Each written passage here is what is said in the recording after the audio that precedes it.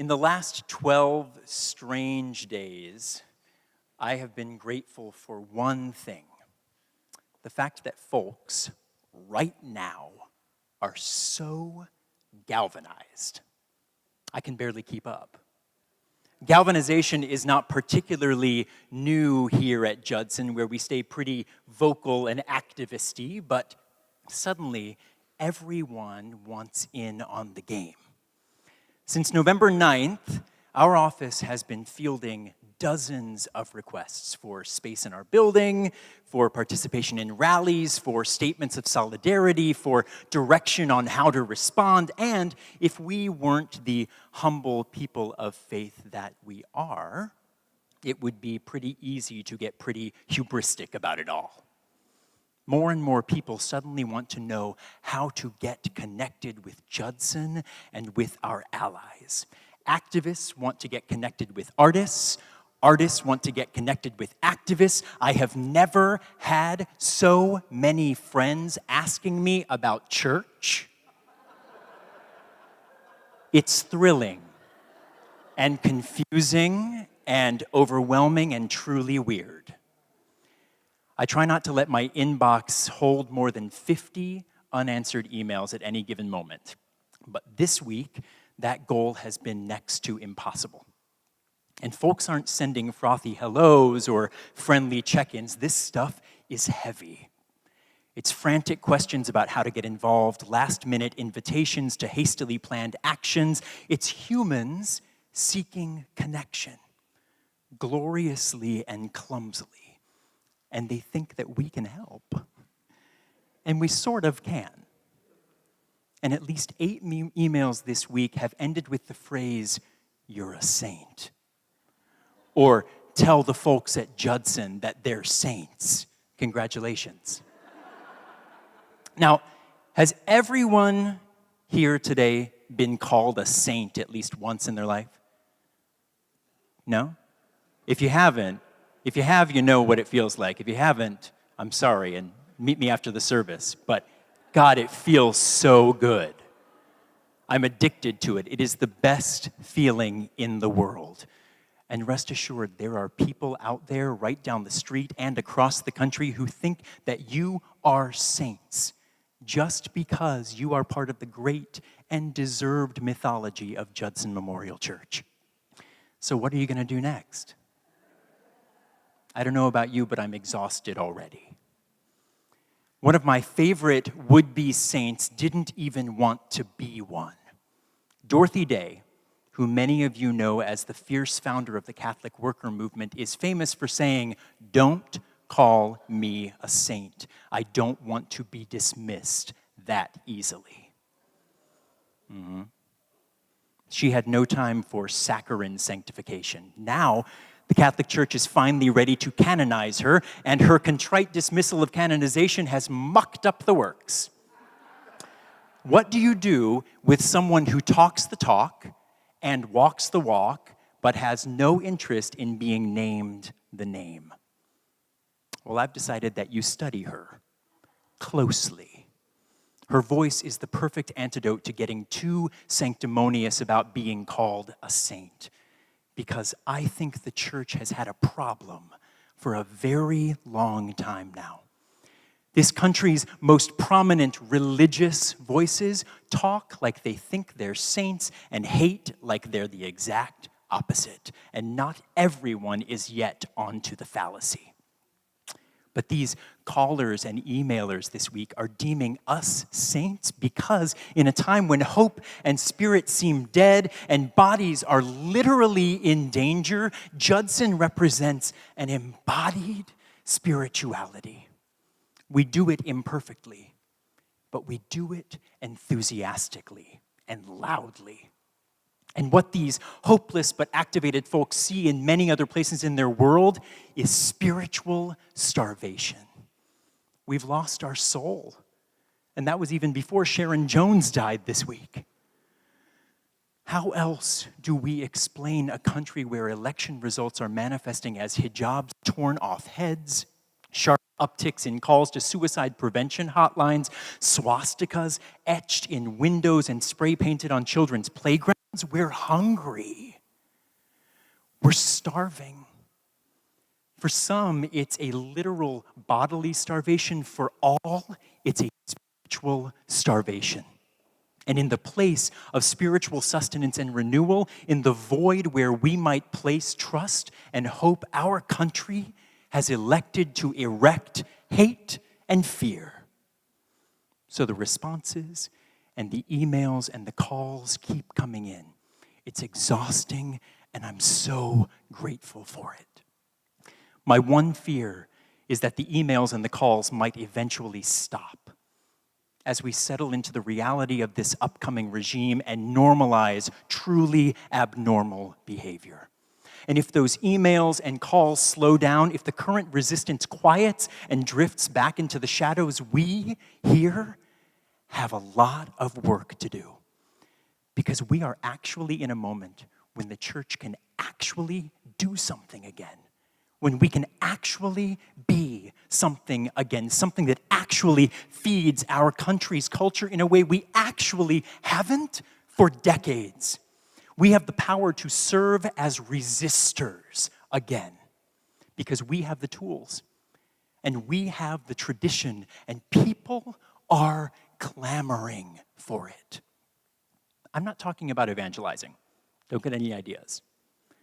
This church can't solve all the problems. No church can. Church has often been the root of the problems. But I believe this church has honed a foundation of resurrecting resistance that can nourish this spiritually starved country and aid the resource sharing required in this cold season of scarcity. Today, I want to remind us of what our tradition's foundation of resurrecting resistance really is. Because as our other systems fail to nourish us, our systematic faith in resurrecting resistance might save us and help our starving neighbors to save themselves. So, here's a review of the 3 main resistance tools we Christians have. These tools are not unique to us. Shout out to the Muslims and the Jews and all of our partners in faithful meaning seeking. It's a simple, interdependent triangle that I want us to leave today all embodying. Think of it as a different kind of Trinity. Spirituality, theology, and ethics. And none of the 3 work without the other 2. So, spirituality. This is the heart. This is what you do when no one else is watching.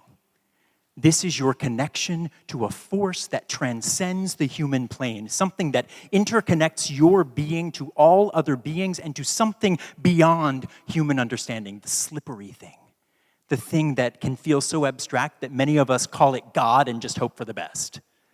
This is the ground of your being, the thing that holds you when you pray or meditate or just sit and gently points the way.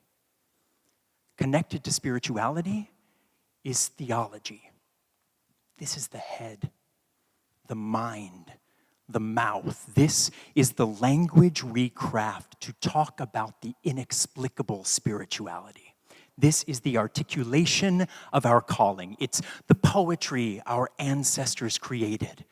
The poetry we create to communicate our spiritual imperative to care for God by caring for our neighbor.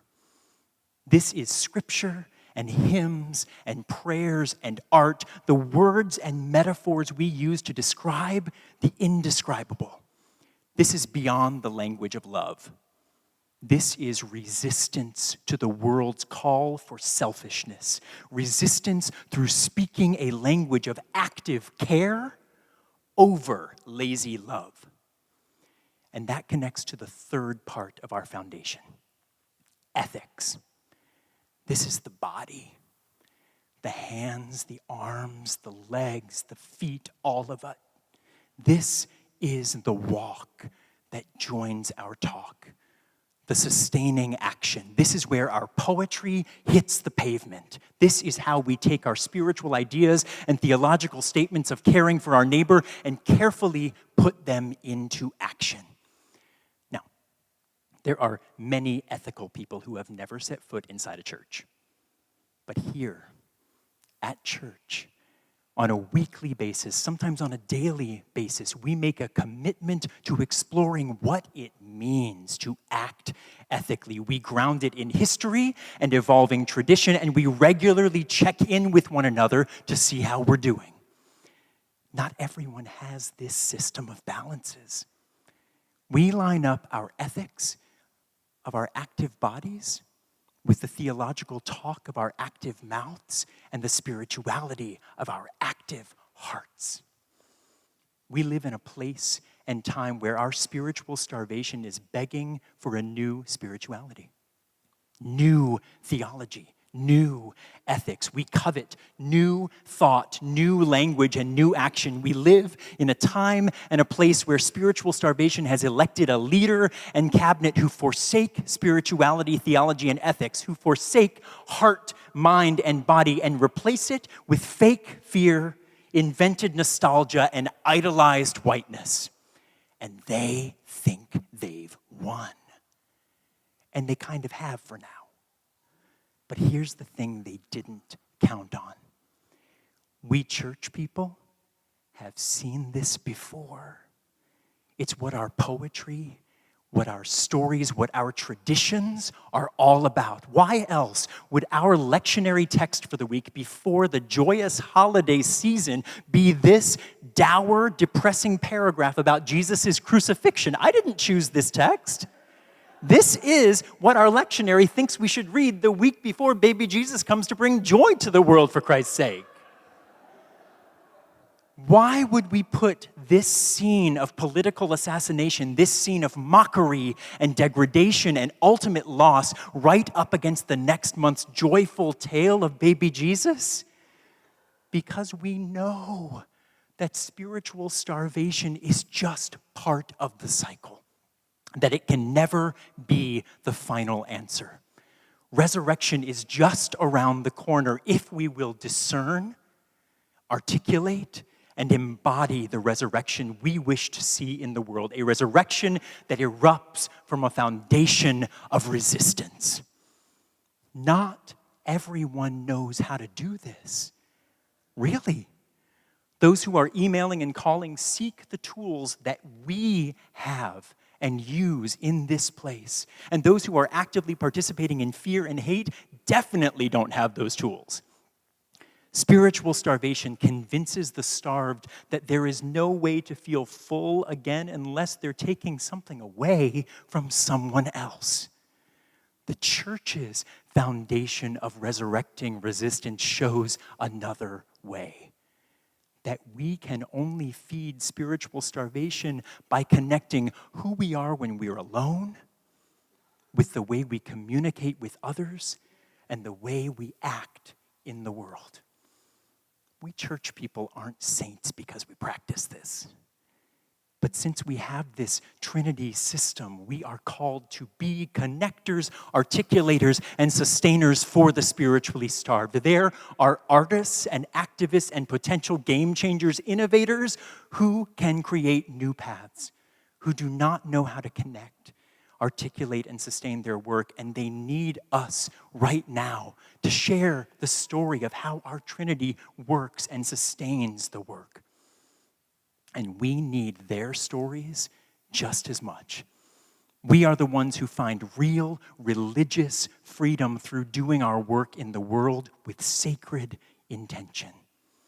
And like the best resistors, we are called to seek continuing education for ourselves, listening to the most marginalized voices and allowing them to reshape our thought, our language, and our actions. We are called to think, speak, and act from this foundation of resurrecting resistance. We are called to do our own inner spiritual work, to center ourselves for the outer work. We are called to teach and learn theological language, to speak up, to call out hate and fear as what it is, and to offer our amplified voices for the voices that are being drowned out. We are called to teach and learn ethical action for those who are most in danger right now. These three things, our spirituality, our theology, and our ethics, are the sharp points of a safety pin that makes it so much more than an accessory. They are the sharp points that keep us spiritually alive, theologically grounded, and ethically activated. They are the sharp points that can dull once normalization kicks in. We must stay sharp. Teach others to sharpen, and invite others to sharpen us. I am exhausted, and I know you are. Connecting, articulating, and sustaining are not easy tasks. But who wants to be a saint? This bullying empire dismisses saints too easily. Our spiritual imperative calls us to be connectors, articulators, and sustainers, spiritually motivated, theologically loud-mouthed, and ethically interested. And you can embody this in every corner of your life, not just in this place. Leave here today knowing the questions that our tradition's resurrecting promise asks you to answer. Who can I connect today? How can I re-articulate my commitment? And how can I sustain this resistance once people get bored of it? You hold the tools. In this cold season of crucifixion, we are the fiery faithful who embody a foundation of resurrecting resistance with our hearts, voices, and actions, and we just might win this country back its soul. Go for it. Amen.